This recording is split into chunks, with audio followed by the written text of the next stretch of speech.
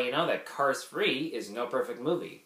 So in Cars 3, Lightning McQueen, once again played by Owen Wilson, is in a later point in his life where much more advanced and faster cars are outperforming him and forcing several older racers into retirement.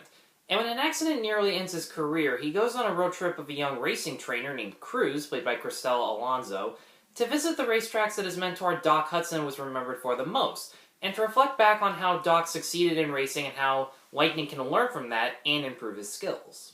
Just like any other Pixar movie, the animation is very well designed, well textured, and moves at a fast pace that makes it feel alive.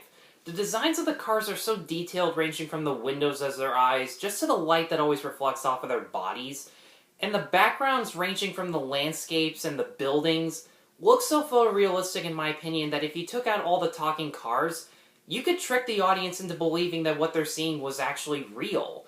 And the racing sequences are a lot of fun to watch due to the fact that they're filmed from camera angles that you'd see in any other NASCAR race, ranging from the God's Eye view that's shot from a helicopter, or a POV that's shot from the car's perspective during the middle of the race. And my favorite scene of these would be a demolition derby where they use all these angles, and they create a lot of funny and imaginative car crashes. Lightning McQueen in this movie feels more mature than in the previous entries, and it's Owen Wilson's performance that makes us feel as if he's grown as a character. He's no longer interested in just being in the spotlight like he was in the first movie, and he's actually in this movie as opposed to Cars 2. But when someone offers him the chance to instead do product placements instead of being a professional racer, he immediately refuses because all he wants to do is race. It's the thing that he's the most passionate about in life. Cristela Alonzo is good enough as Cruz. I like the fact that even though she's never raced in her life, she really wants to, she loves the sport, but she's afraid to do it just because she doesn't want to fail in the same way that Lightning did. But my favorite character in this movie by far is this new character, this older former crew chief named Smokey, played by Chris Cooper. I loved how he was able to remind Lightning that even though he'll never be as fast as he once was, he can still use the strategy of the racetrack and the strategies of other racers in order to help him win. And when I got home, I actually looked him up, and it turns out Smokey is actually based off of Smokey Yunick, a former NASCAR mechanic who used similar strategies like this in order to help racers win. And I felt that they really captured the real-life inspiration and turned it into a well-rounded character. Looking back on this film and the previous two entries, I realized the fact that every character in this movie is an automobile really limits the amount of jokes that you can make based on how their world works or how they move or act differently from us, and as a result, a lot of the jokes in this movie just don't land. There's 3 scenes in this movie, 3 scenes alone, that center on cars doing these Richard Simmons-style aerobics lessons that never got a laugh once just because they're cars, they can't really move around that much, and as a result, they seem to rely a little too much on character names as puns in order to get jokes, especially this one character who's this racing analyst who keeps reminding Lightning that his career is almost over, and I'm not even kidding, her name is Natalie Certain. It's puns like that that just make the jokes in this movie look completely desperate.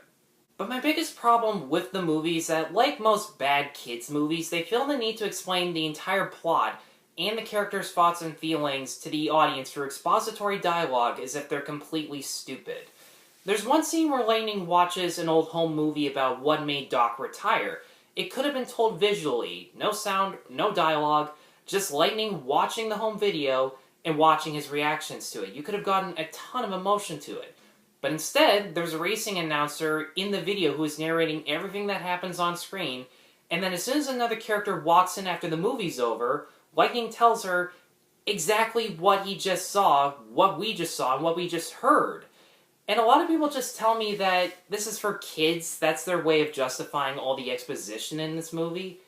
But if that's the case, why does Pixar start off their movies by showing a short silent cartoon if kids aren't going to be able to understand it? In 5 minutes, this short film that they put in front of Cars 3 called Lou, which is a really good short film, says a lot more about bullying in 5 minutes than most movies can in 90. And that's because all they do is show the bully's actions and his expressions as he's doing them. And in Cars 3, it feels like for 90 minutes, Nearly every sentence in the film has to do with whether or not Lightning McQueen should or will retire, instead of focusing on him searching for inspiration on the racetracks on how he should move forward with his career. Cars 3 isn't an awful movie by any means, it's not even really that bad. The animation is top-notch like any other Pixar movie. The actors do a lot with what they're given, and the message has a lot of good intentions. I just wish they didn't hammer the message into nearly every sentence of the movie. And for that reason, I'm going to give Cars 3 a 3 out of 5. Guys, thanks as always for watching. Be sure to like, subscribe, check out my other reviews at NoPerfectMovie.com. And once again, thank you all very much for watching. Take care.